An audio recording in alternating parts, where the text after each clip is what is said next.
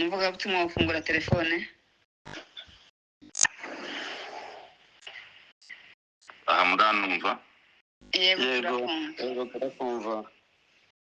Nari mvuze ko dushima Imana yongeye kuduheza uyu munsi wo guterana ngo tuganire ijambo ry'Imana.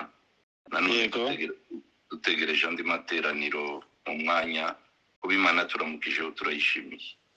Imana ishimwe cyane. Bareka gushimira abayobozi ba gahunda badutekereje kugira ngo tuganire muri aba bakozi bose bagize urubuga, twongere tuganire ijambo ry'Imana twabigiyeho. Yego. Turashima nanone abantu bose babyutse bavuye mu mirimo yabo kugira ngo tubashe gutaramana. Imana ibaheze umugisha. Murakoze cyane. Abanyamusengesho bibyutsa kare ni inkunga ikomeye. Navuze yuko kimwe nashimye niba ture nuko yamaze ibitotsi by'urukerera ryubyuka kare usanga batondetse mu za kenda.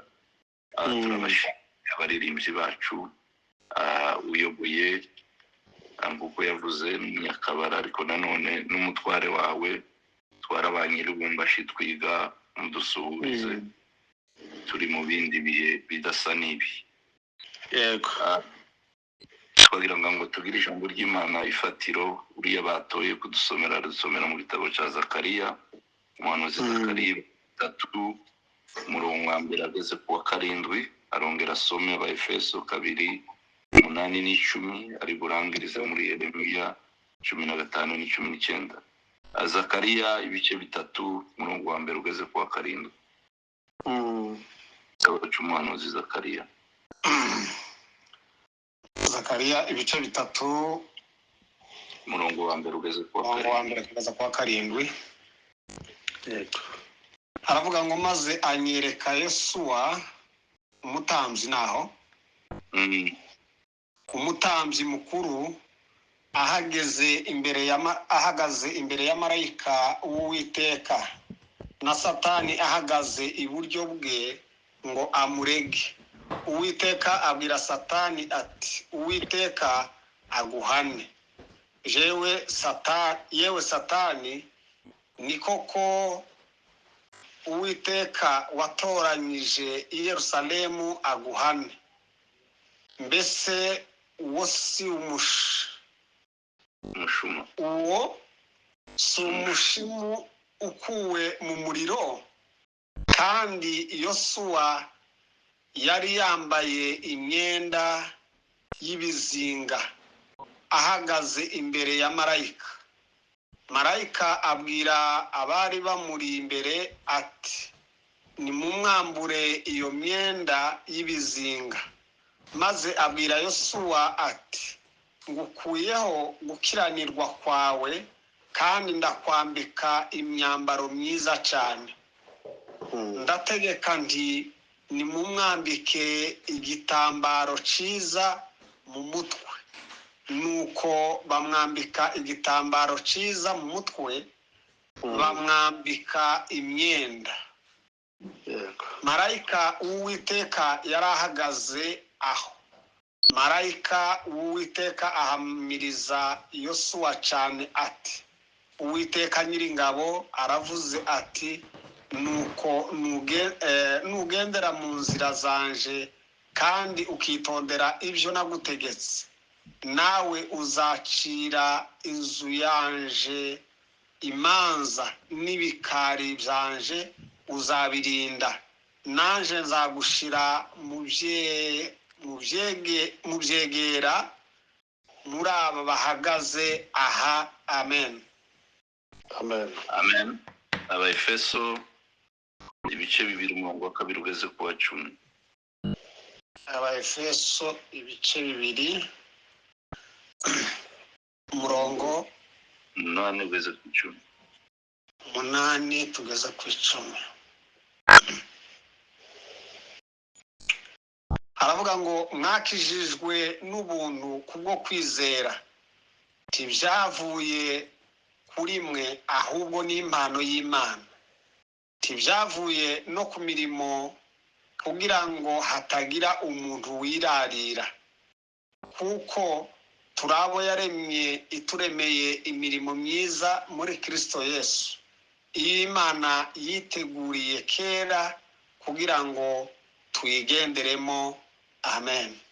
Amen. Rangiriza igitabo cy'umuhanuzi Yeremiya ibice 15:1-19. Yeremiya 15 umurongo wa 19. 19.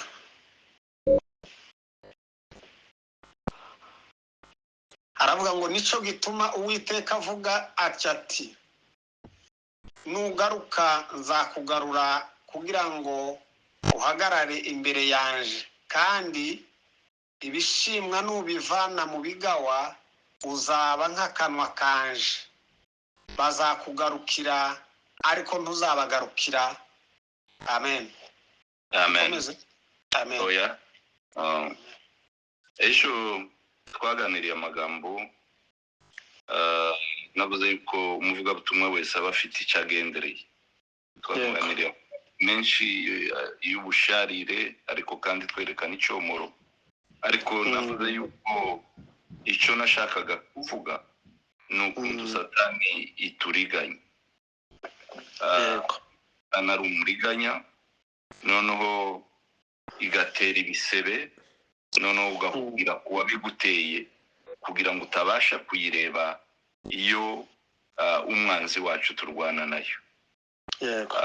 Izituriganya abantu benshi ugasanga baretse ibyaha bigaragara, ariko baheze mu bintu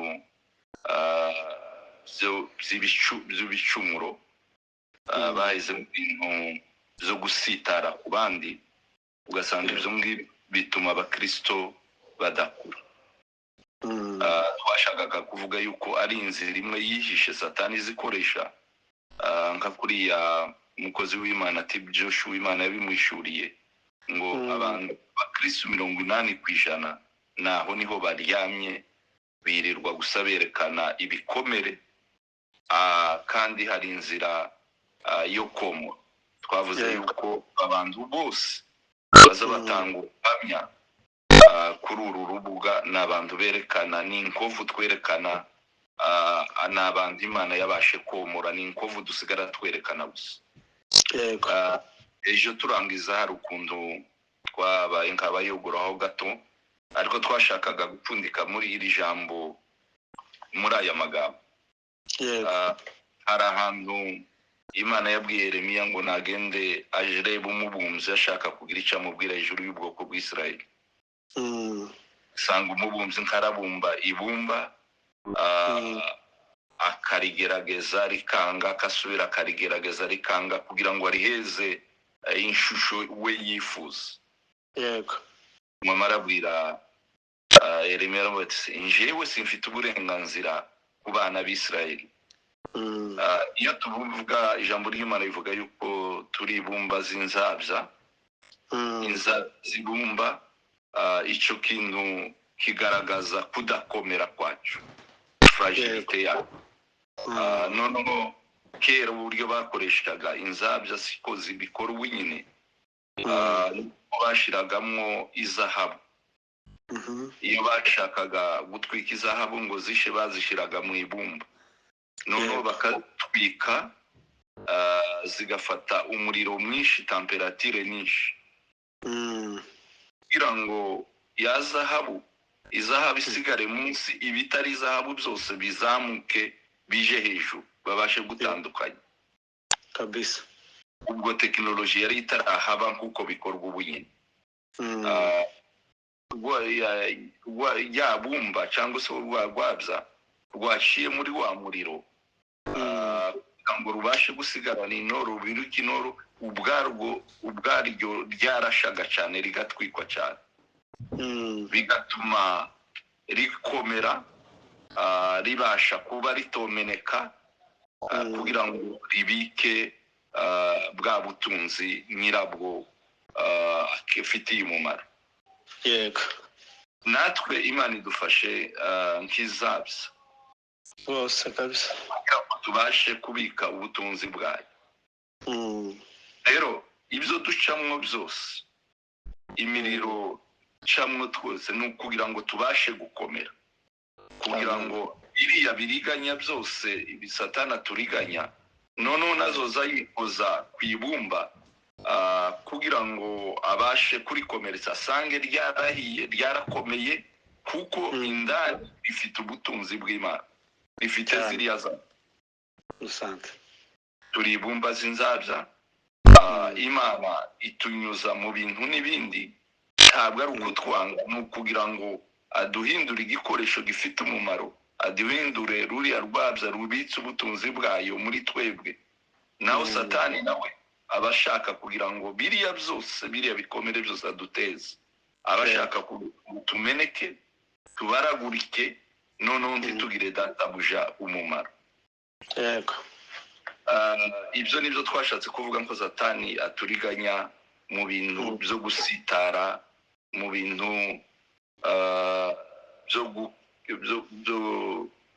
niki dushaka kuvuga l'offense, ibintu byo kubabara, byo gukomereka. yego Uyu munsi tumaze gusoma amagambo, nashakaga nanone ngo turebe ubundi buryo satani aza turiganya mu bintu byo gukiranira, icyo bita mu gifaransa l'iniquité. yego Niyo magambo tuza kuganira. Ejo twavuze ku satani aturiganya mu bintu byo gukomereka, mu bintu by'ibicumuro. Uno munsi turiga hejuru yo gukiranira, ukuntu satani atuzanira ibintu byo gukiranira. yego Aya magambo tumaze gusoma, duhereye hariya mu Baefeso, ijambo ry'Imana riravuga ngo twakijijwe kubw'ubuntu, yego ariko biciye mu nzira yo kwizera, amen, kugira ngo hatagira umuntu wese uza kwirarira atekereza ko ari imirimo yiwe yabimuhesheje. Nahangaha niho gukiranirwa gutondekera uburyo ki twakijijwe. yego Pawulo yabyanditseho cyane muri kiriya gitabo cy'Abaroma,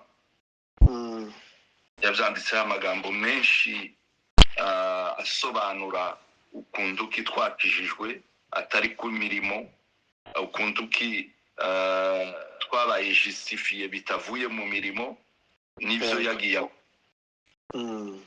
Rero satani iyo aza kuturiganya, tuza kwinjira hariya twasomye mu gitabo cya Zakariya hejuru y'umutambyi mukuru Yoshua. Hari uburyo bubiri aturiganya. Uburyo bwa mbere, hari abantu bashaka hejuru y'ubuntu bw'Imana yatugiriye bwadugize abakiranutsi. Hari abantu bashaka kongeraho imirimo, kugira ngo kongera imirimo hejuru y'ubuntu bw'Imana. yego Abo bantu ni ba bantu baremereza ubukristo, bakabwita uko butari, bakagira ngo amasengesho yabo, bakagira ngo imirimo yabo hari icyo ishobora kongera kugira ngo Imana ibashe kubemera, bitanyuze mu maraso y'umwana wayo yatanze. yego Abo bantu barahaba. Iyo bakomeje muri ubwo buryo, bagera mu kintu bita orgueil spirituel, kwibona ko mu kiburi ya kiroho. yego Bagasuzugura abantu batoya, bagasuzugura abantu batarakizwa cyangwa se abakizwa bakiri abana, bagasuzugura abandi bakristo, yuko we ashobora kugira iminsi 20 mu mafungo mu butayu, yibwira yuko ibyo akora bifashije ubuntu bw'Imana yamugiriye. yego Abo bantu satani zibariganya muri ubwo buryo, ugasanga umuntu yabaye umwibone mu buryo bwo mu mwuka, ugasanga uwo muntu yabaye intagondwa, aho yahengamiye ndetse agenda uruhunge abandi ba Kristo. yego Nibarya benshi bakunze kwita batawa, agasengera ukwiwe agakora ibyiwe, ntagire ibintu bimwegeranya n'abandi bantu kugira ngo batashumwanduza. Ubwo nibwo buryo bwa mbere Satani azariganya abantu. Uburyo bwa kabiri, nanone hari abandi bantu bazabatekereza ngo ubwo twakijije kubw'ubuntu, yego bitari kubw'imirimo. Nanone abo bantu usanga bo bikomereza mu bintu byo gukiranira, akavuga ngo ubuntu bw'Imana burahagije, izo nyigisho zirahari, ntabyo ngomba kongeraho. yego Nimba ari amafungo Imana yarafunze ku bwacu, twarababariwe ibyaha dukora n'ibizaza, twarababariwe. yego Bakorosha ubukristo, bakumva ubukristo nta kiguzi bagomba kubushiraho. Izo nzira zombi z'uburiganya Satani arazikoresha cyane. Bityo ugasanga muri izi nzira za kabiri umuntu yarakijijwe ariko aba mu gukiranirwa gusa. yego Rero reka dusubire hariya twasomye hejuru y'umutanzi Yoshuwa,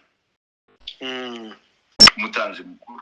Bibiliya yatubwiye yuko umutanzi mukuru Yoshuwa yari ahagaze imbere y'Imana. yego Imbere hariho marayika, ariko ngo na Satani ari iruhande rwiwe arimo amurega. yego Bavandimwe, ikindi gisobanuro cya Satani ngo ni umurezi. Hari igihe twibagirwa tukaja mu bintu by'ibicumuro, tukibagirwa yuko dufite umurezi uturega imbere y'Imana. Ngo hanyuma Satani araza ahagaze iruhande rwiwe ahaye amurega. Ibyo yamuregaga gukiranira, yamuregaga hejuru y'umwenda yari yambaye. Ngo Imana Uwiteka aramubwira ngo vaho Satani, wibaguye yuko Yerusalemu nayihisemo, nayikunze, ngo bimeze nk'umushimu uvuye mu muriro. yego Bavandimwe, Imana nawe yaguhisemo cyane kabisa rwose. aho yagukuye ni mu muriro, ariko kandi tunyuza mu muriro kugira ngo dukomeze twezwe. amen. Ariko ntibyabujije yuko yahanguye yuko bambura, nubwo yamuhisemo. Aravuga ngo nibamwambure iriya myenda y'ikizinga. yego Ndimo ndasaba Umwuka Wera ngo amfashe gusobanura aya magambo nk'uko njewe numva, kugira ngo abantu babashe kuyumva. Imana gushoboze kabisa. Ndimo turavuga hejuru yo gukiranira. Abakristo benshi kuko twabivuze ejo bavuye mu byaha bigaragara, ubusinzi, ubusambanyi, kwica, kubesha, ariko bari mu bintu byo gukiranira. Baryamye mu gukiranira. yego Kandi ibyo bintu ntibizatuma babasha kwitondera amategeko y'Imana, ntibizatuma babasha kugendera mu nzira y'Imana kubera gukiranira. yego Ibyo bintu turaza kugira mu ngero zifatika kugira ngo byenda umuntu ashobore kwiyumva. Uzi ibyo waretse, yego bigaragarira amaso y'abantu, ariko uzi ibyo uzi ukora abandi batabona, birimo gukiranirwa kandi umutima urimo bikubwira. yego Noneho ya myenda Zakariya yari yambaye iri ikizinga yanduye. yego ni ya mategeko ni kwa gukiranuka kuva mu mategeko. Abantu batekereza ngo imirimo yabo hari ikifasha ku buntu Imana yatugiriye. Ngo aravuga ngo bamwambure iriya myenda. Bamaze kumwambura iriya myenda ategeka ngo nibamwambike imyenda ye. Yego. Nshaka kuvuga ngo gukiranuka kwayo ni ugukiranuka kunyuze mu mategeko kuzuye imyanda. Yego. Yuko amategeko byasabaga yuko wubahiriza amategeko yose. Kandi nta bubasha amategeko yari afite. Yego. Amategeko ntiyaziye gukuraho icyaha. Amategeko yaziye kugaragaza icyaha. Yego. Kugira ngo umuntu namara kumenya yuko ari mu cyaha ashake icyaha kimukuramo. Yego. Abantu babyishakamo imbaraga barananirwa. Bamaze kunanirwa nibwo Yesu Kristo yabonye kuza koza ibyaha by'umwana w'umuntu. Imana ishimwe cyane. Amategeko mu bundi buryo ni hari umuntu wabivuze ngo ni imfashanyigisho, sinzi ibintu nk'ibyo, ibintu ni materiel didactique. Yego, ni imfashanyigisho.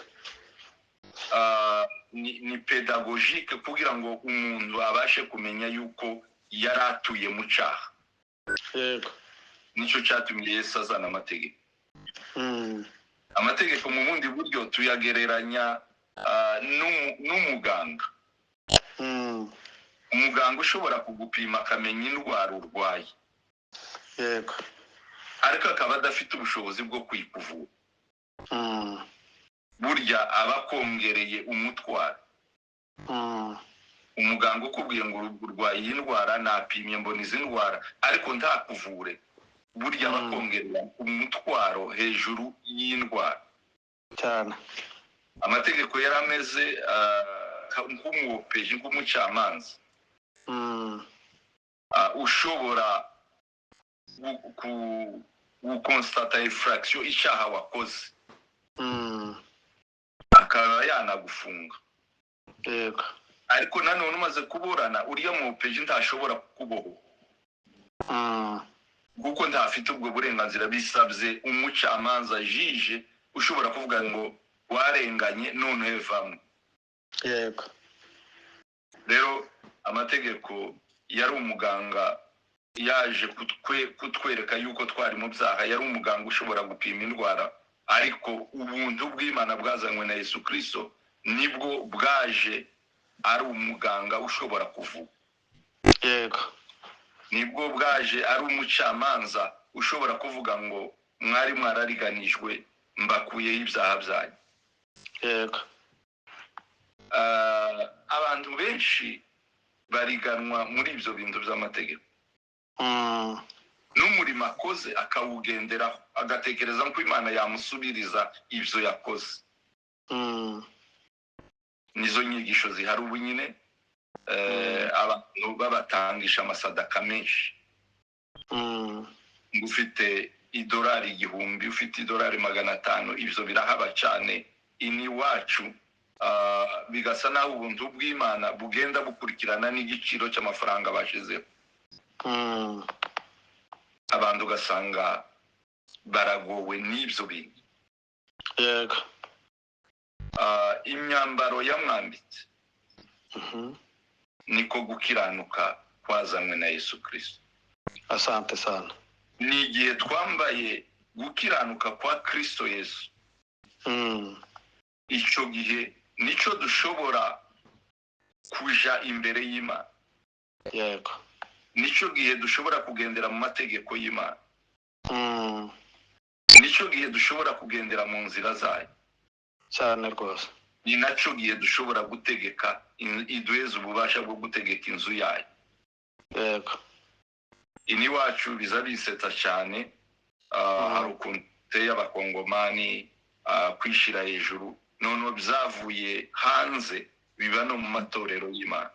Ugasanga bamucoye hejuru y'urusengero ku muryango w'urusengero ngo ni profete kanaka noneho bakamuvuga de Dieu kanaka ukunda akomeye ugasanga umwanya w'Imana wabuze ko barugeza umuntu aho kogeza Imana. Yego. Amatorero menshi ariho amazina y'abantu. Ayo uko ni kwa gukiranuka kuva mu mategeko. Nanone abantu ntibariganwa gusa n'ibintu biva mu mategeko kuko twavuze barya bashaka kugira icyo bongera hejuru yo gukiranuka Imana yaduhaye. Ubundi buryo bwa kabiri twabuvuze nibarya bavuga ngo nibarya Pawulo yavuze ngo se nuko ubuntu bw'Imana bwagaragaye dukomeze tube mu byaha. Dore ahantu abakristo benshi baryamye muri iki gihe. Yego. Kandi mu buriganya bwa Satani yumvise batagendereye muri biriya bibazo byose by'imyanda by'ibyaha bigaragara. Abarekera mu bintu byo gukiranira. Abakristo barakiranirwa kandi umutima ubacira urubanza kuko udashobora kumva. Yego. Kuko bazi yuko nyuma bari bwake imbabazi nibaja gusenga nibaja kuryama bari bwake imbabazi. Abo nibarya Paulo yavuze ngo se dukomeze mu byaha kubera yuko ubuntu bw'Imana buhari. Ngo ibyo biragatsinda. Tuzadukiranirwa kugeza aho dukiranirwa abagore bazakiranirwa abamama bakiranirwa mu kwarura imboga. Kwarura imboga agakiranirwa. Nimba afite abantu mu nzu imboga yarurira umugabo sizo yarurira abana. Imboga yarurira abana biwe sizo yarurira abapanze mu wiwe. Tugakiranirwa tukumva ibyo bintu ntacyo bivuze. Kandi iyo ukomeje gukiranirwa bigeraho umwuka w'Imana ntabacongorera umutima wawe akicaza miri ukumva ni ibintu bisanzwe wamara ugaturagwa. Turakiranirwa ukuntu usanga umugabo afite imyenda yuzuye akabara. Yego. Ariko wareba kenshi umufasha wiwe wareba imyenda ni 2-3. Abana nuko nguko akumva ubwo buzima bugomba kumera gute. Nimba hari umuntu afite mu nzu ugasanga byenda urukweto ni rumwe. Sinzi ngo tucumvikana. Yego turumvikana rwose. Nimba hari abantu nanone bari imbere yiwe abantu bamukeneye imbere. Yego. Ugasanga abo bantu afite umwenda umwe ariko we afite imyenda yuzuye utubati akumva bokomeza kubana n'uwo muntu mu rusengero. Yego. Ndi mu bantu bakunda kwambara. Ubumva muri prison nasanze bimutse ibintu byanje byavuye aho byari biri. Ngonze kwitegereza nsanga ni imyenda myinshi cyane. Numva ibyo bintu bitokomeza gutyo yuko aho narindi umwuka yari yabinganirije. Yego. Fata igice kimwe cy'imyenda ndayisohora niyeza abakene. Yego. Ariko mbere numvaga ibyo bintu nta kibazo biteye. Yego. Hari ibyo ngiye kuvuga mpamya kugira ngo nawe ukomeze witekerezeho. Umunsi umwe twari muri prison nababwiye yuko nari nsigaye ari nje ugabura ibiryo. Yego. Umwe bazana ibiryo nyine bibaye nk'ibifite intungamubiri nyinshi. Yego. Biri hazaba n'ibiryo umuntu akunda. Ndagabura ariko ngo nje kwiheza nyine niyeza utuntu dufatika kandi ndushira sa n'udusindagiye mu isahani ntoya ndagenda mbishira ahantu twariraga twese ariko umutima uhaye undi none satani maze kumvoza isoni ya sahani irameneka irabiranga none twatundu usa n'uwari watsindagiye utuntu twose turagaragara tumeneka kandi nta meza ni ku isi numva kabisa none gushira urubanza nije ugabura icyongeyeho tunayobora ijambo ry'Imana imbere yabo zibameneka imbere numva ndisuzuguye rwose numva nakiraniwe birengeje abavandimwe ni ngombwa ngo imbaraga z'umwuka w'Imana zitugenderere zigere mu marangamutima yacu ziduhishurire gukiranirwa kuturyamyemo kugira ngo tubashe gukiranirwa dukiranukire Imana dukiranukire n'abantu cyane ndi mu bantu batwaye imodoka batayize ndi no mu bantu bazi kwitwara nabi cyane ariko byageze ahantu rimwe umwuka w'Imana atondeka kumbwira niruka mvubuka ntambuka abandi ufata bandi itari yawe numva ko umwuka atondeka kumbwira ngo umukristo ntagomba gutwara imodoka gutya ndimo ndavuga hejuru yo gukiranuka kugira ngo nawe ugume wisuzume mu buzima bwawe satani yari yarankiranije mu bintu byo gutanga igice cyacu iryo jambo bararyigisha uraryumva ko harimo hava imigisha ariko ugatanga igice cya 10 hakabaho usigaza udufaranga duke cyane kugira ngo urangize igice cya 10 duke cyane ukibwira ngo mukundi kwezi uzatwongeraho ugasubira ugakiranirwa ntubirangize abakristo benshi baracara aho ngaho bazi icyo gukora ariko ntibagikora kandi satani bereka yuko bavuye mu byaha bigaragara ari abakristo bigisha basenga bayobora amatorero ariko atarava mu bintu byo gukiranira abakristo benshi naho ngaho niho baryamye kandi satani akabahisha icyo cyaha ibyo bintu noneho ugasanga umukristo wamenyereye ibyo nta kundi umwuka aguma kubimwereka kuko iyo umwuka aratuzi cyane iyo aruzi utiteguye guhindura arakwihorera aza rimwe na rimwe mu ijambo akakubwira utaba witeguye nta kundi umwuka yaza kongorera ibyo uruzi utiteguye iyo wubashe umwuka yongera akakuzamurira ku kindi satani yari yaranteje gukiranirwa hejuru y'amasaha yo gusenga mfite imodoka kandi sindi kure cyane y'urusengero ariko buri kinjira urusengero bara kandi nkunda cyane umwanya wo kurara ibyatondetse byose tubirimo gukiranira ndimo ngenda ntanga ingero kugira ngo muri abakristo bakuze nimba hari umuntu umwuka w'Imana hayabwira nawe ugenda ureba ibyo ukiranirwa kuko ibyo maze kubigenzura nagiye mbikiranura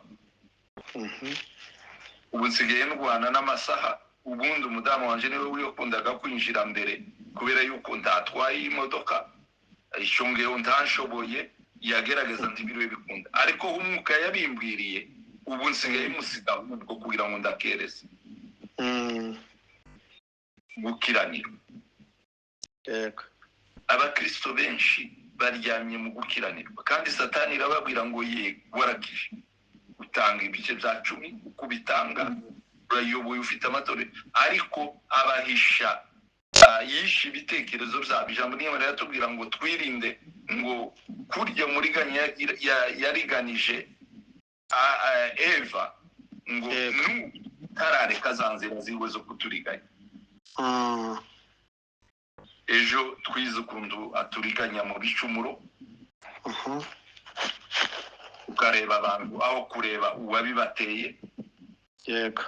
None turimo turiga ukuntu Satani aturiganya mu gukiranira. Yego. Ijambo ry'Imana riratubwira ngo abana b'ingunzu ngo nibo bamazu bishe umuzabibu. Yego. Abana b'ingunzu rero ni twa tuntu two gukiranira. Satani arega Yobu ku Mana. Imana yaramubwiye ati se wabonye umukozi wanje Yobu? Sinamu wabonye burya nuba wabonye burya nkiranukira. Amen. Ntabwo Satani yamubwiye ngo ntagukiranukira ntakubaha. Ibyo yaramubwiye ngo Satani Yobu nibyo ariko arakiranira. Abikorera yuko wamuhaye abana, wamuhaye ubutunzi, abikorera kubera ziriya mpamvu, uko nugukiranira. Yego. Umurimo wose dukora tudashingiye ku rukundo rw'Imana, twishingiye burya tuba turimo dukiranira. Ndabireba cyane ku bantu baramya. Turi kumwe ndabireba cyane ku bantu b'abaririmbyi ukuntu bakiranira. Hari ukuntu baririmba bireba ukuntu babyina ukuntu. Yego. Banashaka kuzamura amarangamutima y'abantu. Ugasanga n'amaso y'umubiri wamwitegereza ukabona karakiranira. Yego. Utarabirebesha amaso y'umwuka. Hari ukuntu bihotagura ukuntu bagatora amajwi ukuntu kugira gusa ngo bikore ku marangamutima y'abantu. Yego. Ariko kuramya Imana nukwinjira muri connection n'Imana. Yego. Ejo twavuze yuko gushima Imana ni umurimo dusangira n'abadakijwe, yuko ubumana buri muri bo iyo babonye ikintu cyiza bashima Imana. Yego. Ariko tugomba gutambuka ngaho kurya gushima Imana kutwinjiza muri connection n'Imana. Yego. Nibyo birya twavuze ejo ngo umuhanuzi Isaya yahoze ahanurira Abisirayeli ngo mubonye ishano. Yego. Ariko umunsi Imana yamuhishuriye ngo mu mwaka w'umwami Uziya ngo Imana iramuhishurira abona Imana mu ijuru. Ubwo yabanje kwibonaho gukiranirwa kose, imyanda yose. Yego. Iva mu magambo, mu rurimi rwiwe, amagambo tuvuga. Ngaba nkusubira mu byo uvuga, ibyo uzubwira abantu, ukuntu uzubikiranira. Uwo mwanya amaze kubyibona atondeka kwaka imbabazi. Yego. Atondeka kwinjira mu mwanya wo kuramya Imana. Ngo yabonye abamarayika baramya Imana, amaserafi. Yego. Nibyo twavuze ko baye baramya hejuru yo kwera kw'Imana. Ni igihe twinjiye muri connection n'Imana, nico gihe dushobora kwibonaho gukiranira. Ariko Imana itaraduconnectinga biciye mu mwuka wera, twumva twokomeza mu gukiranira. Yego. Noneho twamenyera muri ibyo bintu ugasanga umuntu yasigaye. Twamenyera muri ibyo bintu buri igiti ntabwo gipfa wa munsi icumi. Igiti gipfa iyo kitakegi. Tukaja mu bintu by'akamenyero. Ugasanga abakristo basubiye mu mubiri, abakristo bavuye mu by'umwuka nka kuriya umuhanuzi Pawulo yabwiye ab'Efeso ati abagalatiya se ninde wabaroze mwatondetse mu by'umwuka none mwasubiye mu by'umubiri. yego Ugasanga twatondetse kwigana yuko nta rugero titukiri ku rugero rw'umwuka ngo atuyobore, twatondetse kwigana abandi bantu conformisme. yego narimo mvuga ngo ijambo ry'Imana riratubwira ngo ibi byose igituma tubikora iyo iki ryabaye ryinshi ruguru baratwikaga bagaharira umuhana ugatwika indari iri hirya y'umuhana yego kugira ngo umuriro utazaza ubatunguye ugatwika n'umuhana. Ibi bintu byo gukura ibicumu ni uguharira ubukristo bwacu. yego Pasiteri Muhebera yaratubwira ngo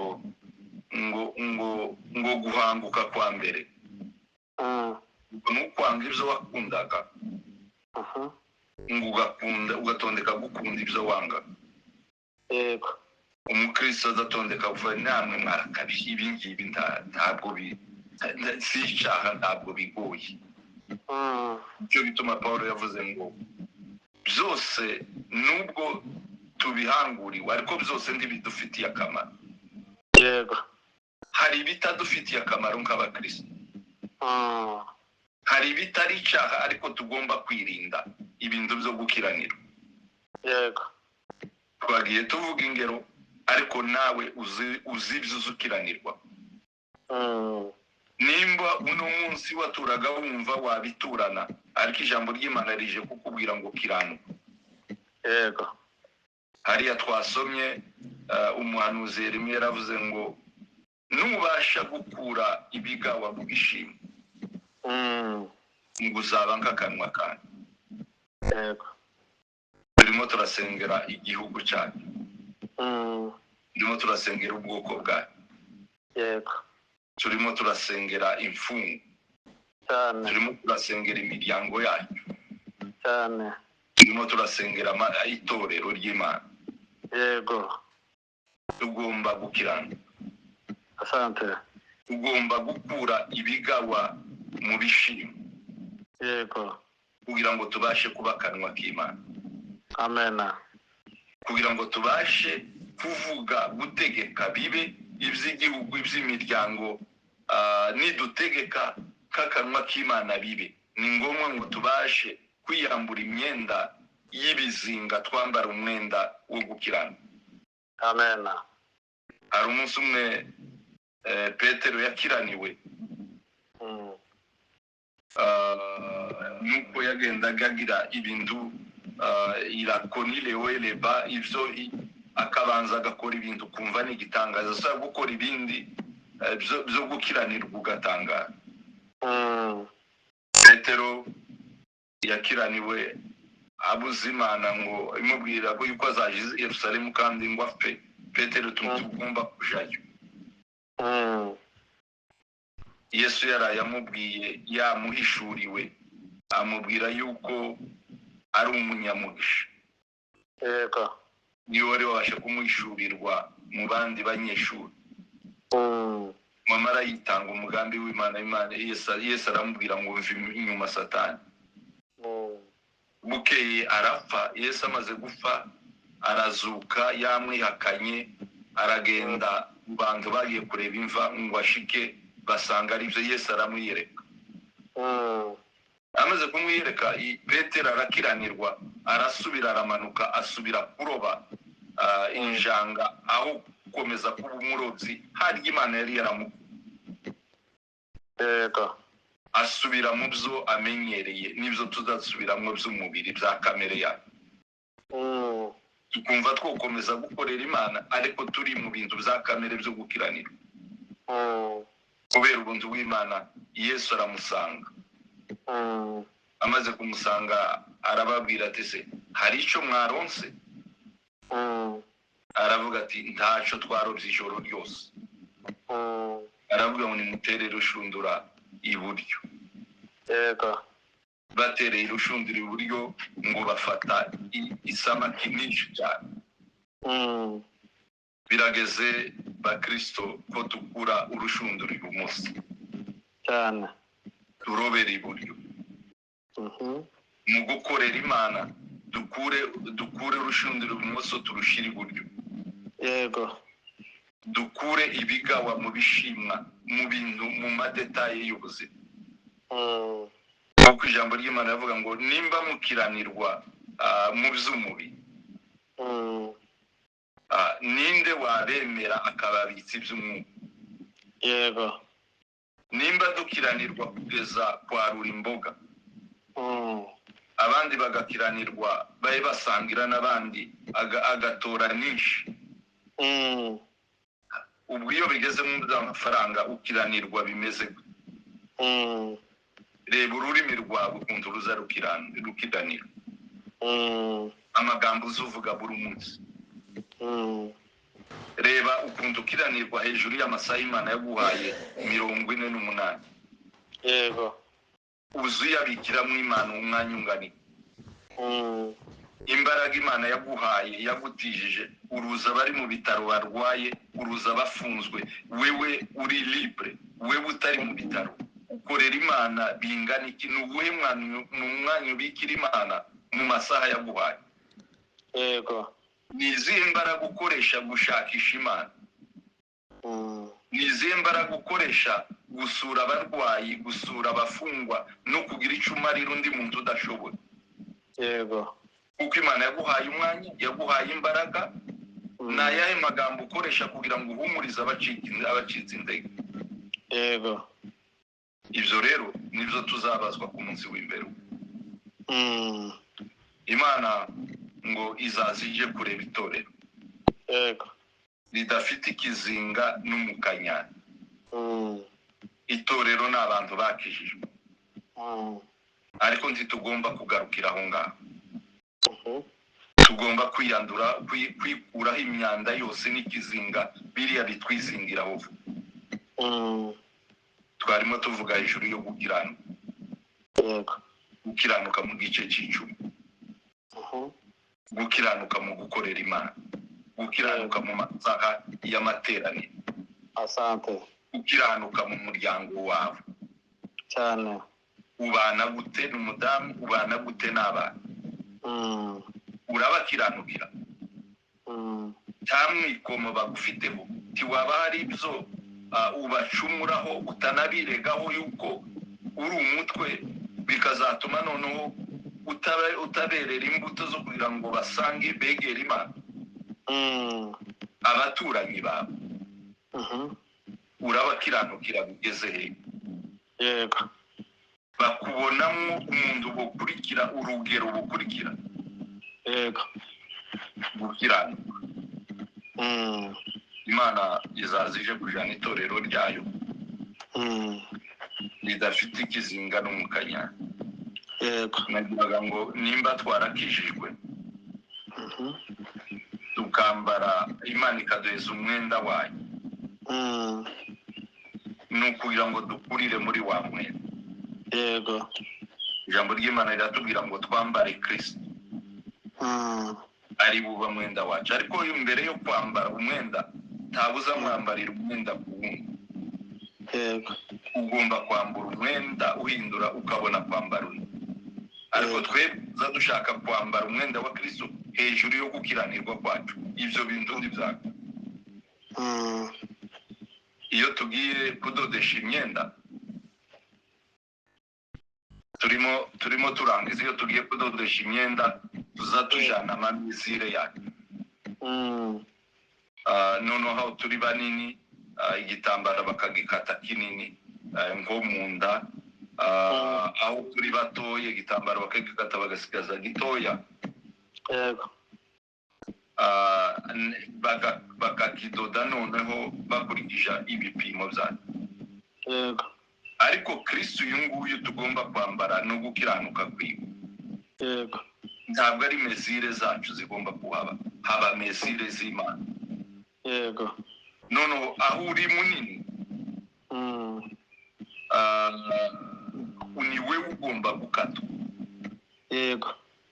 urugero si wewe ntabwo ikiri mezire zawe nigomba kuko nimba wikunda cyane ugomba kuba ugabanya kwikunda kwawe ukagira urukundo rw'Imana. Yego. Nimba uri muremure uri umwibonye ugomba kugabanuka ukaja ku rugero rw'Imana. Urugero ni Kristo tugomba kwambara cyane. Twakijwe kubw'ubuntu bwiwe n'ugukiranuka ariko n'umwenda yaduhaye kugira ngo dukuriremo turuhe tuwuzure. Yego. Tibihagije yuko twambaye gukiranuka kw'Imana. Yego. N'urugero yaduhaye kugira ngo dukuriremo. Rero nagiraga ngo muvandimwe urimo dutegera. Yego. Ubu buriganya bwa Satani bw'uyu munsi wa kabiri twize bwo gukiranirwa. Twige gukira.